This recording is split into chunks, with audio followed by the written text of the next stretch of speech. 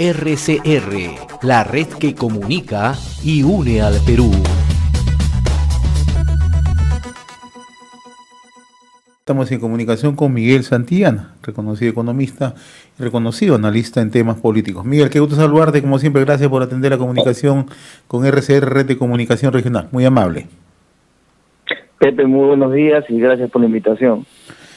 La pregunta es muy directa. ¿Hacia dónde nos estamos encaminando en esta crisis política, no? ¿Cuál crees tú que puede ser el desenlace? ¿Hacia dónde vamos? Bueno, la crisis política ya la tenemos desde el momento en que uno de los candidatos empezó a decir que había fraude. Entonces, yo creo que la decisión de Rodríguez Montesa anoche de no aceptar el cargo, de reemplazar al fiscal que renunció, ahonda la crisis política, desprestigia aún más el Jurado Nacional de Elecciones y sigue poniendo a la población en stand-by de no saber quién ganó las elecciones. Ahora, esto de una u otra manera configura otro escenario, ¿no? El Jurado Nacional de Elecciones no tendría capacidad de seguir justamente con el tema de la revisión y los procedimientos que faltan, ¿no? No, está totalmente paralizado, no puede revisar, no puede, para empezar no tiene quórum para sesionar, menos para decidir en uno o en otro sentido. Entonces, lo primero que se tiene que hacer es regularizar la salida del magistrado anterior, representante del Ministerio Público, mediante una junta de fiscales, tomar nota de la decisión del fiscal saliente y regularizar el nombramiento del reemplazante, puesto que si no se hacía, de acuerdo al ex miembro del Tribunal Constitucional, el señor García Toma, todos los actos que haría Rodríguez Montesa serían nulos. Inclusive, si se llega al final del proceso y se quiere nominar ganador al señor Castillo, la firma de Rodríguez Montesa por la forma en la cual fue seleccionado para reemplazar al otro miembro del Ministerio Público haría que la nominación de eventualmente el señor Castillo se anula.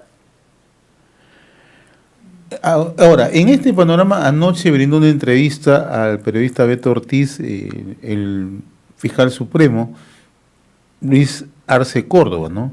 Y él nuevamente ha vuelto a insistir, ¿no?, que debería llegarse a la verdad, dice, ¿no?, porque hay mucha falsedad. Es lo que lo ha repetido en varias oportunidades durante la entrevista, ¿no? La verdad tiene que imponerse ante la falsedad, ¿no? Entonces, y esto entre líneas puede interpretarse que hay una serie de hechos que no se conocen ante la opinión pública, ¿no? Bueno, yo creo que el proceso nace con problemas.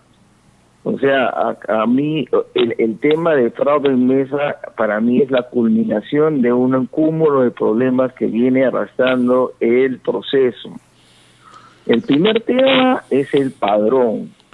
Ninguna de las 18 candidaturas presidenciales tuvo a bien revisar el padrón. Y con el tiempo nos hemos enterado que hay personas que han fallecido antes del proceso de pandemia, menores de edad, personas que están detenidas o presas, o personas que han renunciado a la nacionalidad peruana porque viven en el exterior. Entonces, la depuración del padrón nadie la hizo, todo el mundo lo aceptó. Número 2, nadie pidió una auditoría del sistema de cómputo.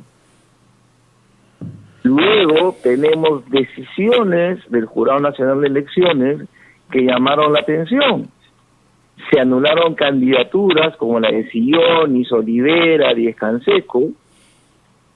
Se pusieron muy quisquillosos con los títulos universitarios del señor De Soto. Había un problema de una propiedad del señor Acuña, había una propiedad de, si mal no recuerdo, de una moto de un candidato. Sin embargo, nunca pasaron por el mismo tamiz la empresa de construcción que tiene el señor Castillo en Chota, que está operativa, que había movido $500,000 en obras públicas, como tampoco fueron fiscalizadores de los 5 terroristas que hoy ya son electos y se les han entregado sus credenciales. Ahí sí no hubo ningún tipo de filtración. Como tampoco hubo filtración en el caso más escandaloso, que era que el señor Vizcarra no había renunciado 6 meses antes de su cargo público para poder ser candidato al Congreso. Inclusive esto llamó la atención del periodista Ricardo Uceda, que en una columna de investigación denuncia que el jurado, teniendo una decisión en contra, cambia súbitamente su decisión para el caso Vizcarra y para casos similares para que no se lo puedan sacar en cara. Nada de esto ha sido investigado por la Fiscalía de la Nación. Ahora, ayer también el fiscal supremo Arce Córdoba citó un caso que forma parte de este proceso, ¿no?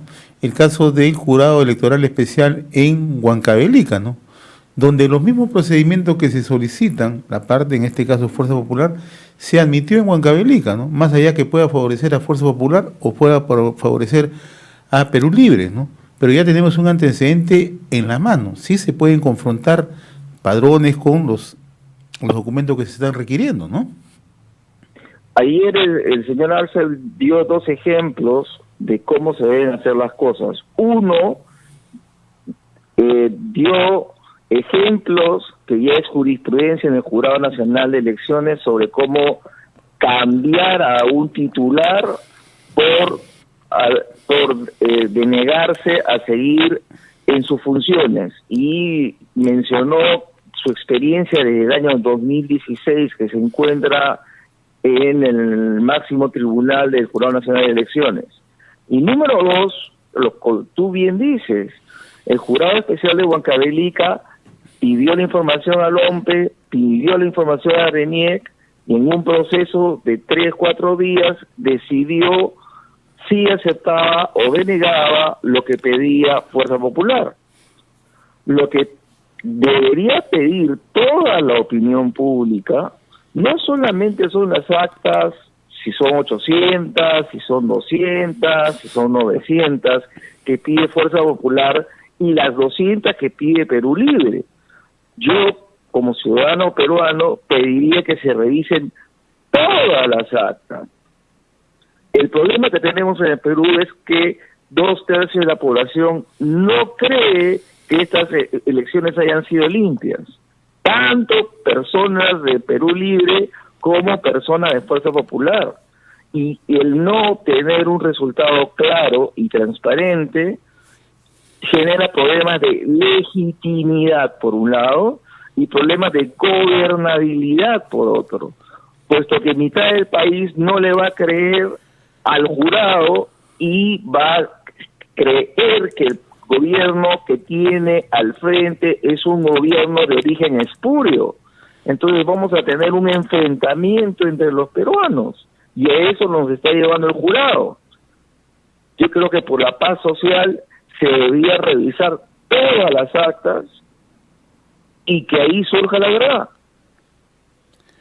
Ahora, tú has tocado 2 temas interesantes, ¿no? Legitimidad, gobernabilidad, ¿no? ¿Por qué te hago esta precisión, ¿no?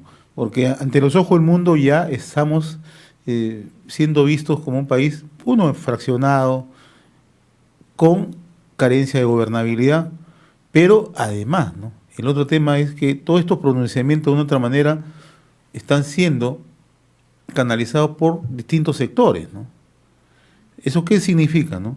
Que estamos entrando a un callejón sin salida, pronunciamiento de la OEA, pronunciamiento del Departamento de Estado de los Estados Unidos, tú conoces muy bien de cerca, ¿ya? Entonces, ¿qué es lo que va a ocurrir en el Perú, no? Teníamos ciertamente un fraccionamiento, pero ahora ya estamos ingresando a una espiral que daría la impresión no podría tener punto de retorno, ¿no? A eso te digo, llamémoslo por su nombre, lo que puede venir en el futuro es una guerra civil. O sea, tú tienes dos grupos que en su mente uno ha ganado, su candidato ya actúa y habla como si ya fuera el candidato electo, el otro lado grita fraude, sigue movilizándose, entonces ya tienes dos bandos que ya rebasan a la persona candidato. Entonces, los de que digamos están del lado de Keiko están a pesar de Keiko, y los que estaban con Castillo están ahí a pesar de Castillo. Entonces, lo que lamentablemente es que estas elecciones ha partido al país en dos visiones de sistema económico, político y social. Uno, que supuestamente representa la economía de mercado y la democracia, y la otra que se nos ha vendido desde el comienzo y por boca del mismo candidato y por su ideario, que es una alternativa marxista-leninista. O sea, son dos visiones del mundo que se están enfrentando. Y lamentablemente, una visión marxista-leninista del mundo se lleva de encuentro a la institucionalidad democrática, a la institucionalidad democrática, porque en la raíz de esa ideología está una dictadura. Ahora, Miguel, ¿cómo analizas tú esta aparición de audios donde nuevamente el actor central es Vladimiro Montesinos? Mira, Vladimiro Montesinos no es un recién llegado al mundo de inteligencia. Sabe muy bien que ese teléfono fijo que tiene en la base naval está totalmente chuponeado. Por más que digan que los presos tienen derecho a una llamada conyugal y cosas por el estilo. Me llama la atención quién ha grabado todo esto. Porque la primera llamada sale de la base naval al señor Rejas, que es una persona ex Chavín de Huántar, muy cercano a Kenji Fujimori, y que después ha saltado de partido político en partido político. Este señor Rejas llama al señor Sendón, a Guillermo Sendón, como operador político para eventualmente llegar a los magistrados y a través del soborno hacerlos cambiar o influenciar en sus decisiones. Y resulta que el señor Sendón ha trabajado con el señor Palacín, pero Palacín es del grupo de Castillo, del grupo técnico de Castillo. Acá hay una comedia de errores. Y no es la primera vez que a los peruanos nos presentan que el señor Vladimiro Montesinos participa en las elecciones, puesto que si uno revisa los 4 procesos electorales anteriores, siempre ha aparecido la sombra de Montesinos. Y en la parte final, ¿no?, de los procesos, ¿no?, que es lo más curioso, ¿no? Claro, en un proceso, me acuerdo que supuestamente sale una carta de Montesinos a Abimael pidiéndole que los de Sendero voten por Keiko, cosa que es rarísima. En el proceso 2016, el viernes antes del domingo de la elección, América Televisión sale con una denuncia que se le ha encontrado un celular a Vladimiro Montesinos en la base naval. El día de jueves sale la denuncia a través del siempre oportunista Popio Olivera sobre estos audios que, como te digo, nadie hizo su tarea de investigar bien quiénes eran los personajes que aparecían ahí. Y bueno, para Popi era, si tú escuchaste toda la conferencia de prensa, era una especie de lanzamiento de su candidatura, puesto que estos audios anularían toda la segunda vuelta y el proceso, y a él le permitiría con su nuevo partido ser candidato. Entonces, acá no hay un interés, no podemos ver todo que hay un interés subalterno de propios líderes en sacar todo esto. Ahora, el otro tema en este mismo escenario, ¿no? ¿Hacia dónde nos estamos encaminando, Miguel? El problema que tenemos ya no solamente es de carácter social, en el tema de salud, en el tema económico, tú eres economista, sabes cómo nos está afectando toda esta incertidumbre, pero el otro tema es, naturalmente, el tema político, ¿no? O sea, somos un país fraccionado, somos un país polarizado, no encontramos salida, ¿no? La gran pregunta que se hace el ciudadano común y corriente, ¿cuál va a ser el desenlace final de toda esta situación? ¿Qué es lo que es más aconsejable en estas circunstancias? A ver, mira, vamos a ir al tema social. El tema social nos indica que estamos ya aplanando la segunda ola, que a toda la opinión pública sabe que en la segunda ola ha muerto más gente que en la primera. Vale decir que el señor Sagasti es responsable de más muertes por COVID que el señor Vizcarra. Vale decir que el señor Sagasti no aprendió ninguna de las lecciones de la primera ola.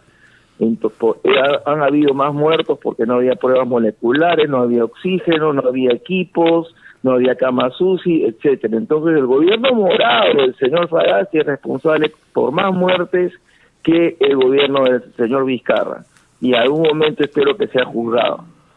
Ese es el tema pandemia. En el tema social hay una ley de recuperación, efecto rebote de la economía, con un magnífico 50% del PBI en abril, y cuando comparas año a año, pero es nada más que un efecto rebote. El crecimiento real del primer trimestre del año 2021 con respecto al primer trimestre prepandemia 2019 solamente es 0.1. Por el efecto de las elecciones y la selección de Castillo, la bolsa de valores ha caído 18 puntos, ha perdido 20.480 millones de dólares. O sea, ha perdido valor las empresas en el Perú por 20.480. Un banco como el Banco de Crédito ha perdido 43% de su capitalización bursátil. El Banco Central de Reservas ha tenido que quemar 7.500 millones de dólares para mantener el dólar debajo de 4 soles. Del Perú han salido 13.000 millones de dólares al exterior y no piensan volver. De seguir la crisis política, el dólar, y no hay forma que el dólar no pase los 4 soles y que siga esta hemorragia de dólares al exterior. En lo económico, la subida del dólar afecta a la canasta familiar, puesto que las harinas, los aceites se compran con dólares al exterior. Y por otro lado, hay un fenómeno internacional que los peruanos no vemos, es que en el exterior ya hay inflación en dólares. Vale decir que los commodities, en general, granos que consume el Perú, ya están más caros en dólares. Entonces hay un doble efecto. Sube el dólar en el Perú y el precio de ese bien en el exterior ha subido. Por ejemplo, el petróleo. El petróleo ya subió a 70 y va camino a los $100 el barril. Entonces, todos estos precios que afectan la canasta básica van a generar inflación en el Perú y la gente va a ver que sus soles van a comprar cada vez menos. Entonces, crisis social, crisis económica. Me olvidaba. Hay un horizonte de inversiones que se han paralizado por la situación política, porque no se sabe quién es ganador. Y si sale una de las versiones ganadoras, su máxima es Asamblea Constituyente. Entonces postergaría mi inversión hasta saber qué resultado sale de esa Asamblea Constituyente, porque serían las nuevas reglas de juego que operarían en el Perú. Y pasamos al lado político, José. En el lado político hay un caos, un zafarrancho. Tenemos un Congreso que fue elegido por el golpe de Vizcarra contra el Congreso, que supuestamente la queja de Vizcarra es que no quería que se escoja de cierta forma a los miembros del Tribunal Constitucional. Bueno, ese nuevo Congreso supuestamente iba a elegir a los nuevos miembros del Tribunal Constitucional. Y ahora resulta que los llamados caviares, el establishment caviar, no quieren que elijan a los 4 magistrados del Tribunal Constitucional.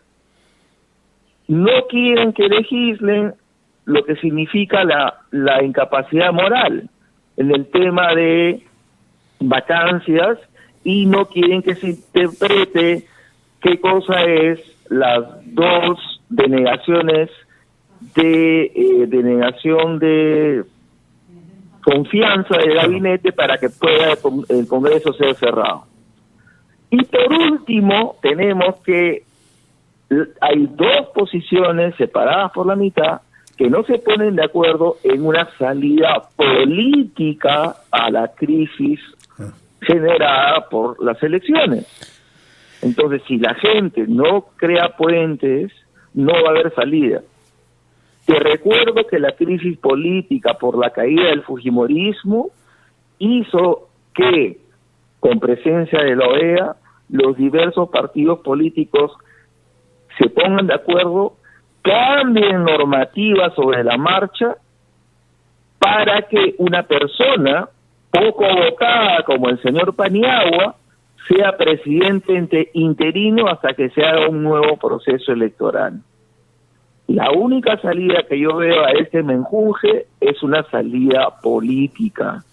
El insistir, persistir ya en que el señor Castillo ganó, al frente tienes un grupo de personas que dicen que no ganó y que tienen pruebas de algún fraude.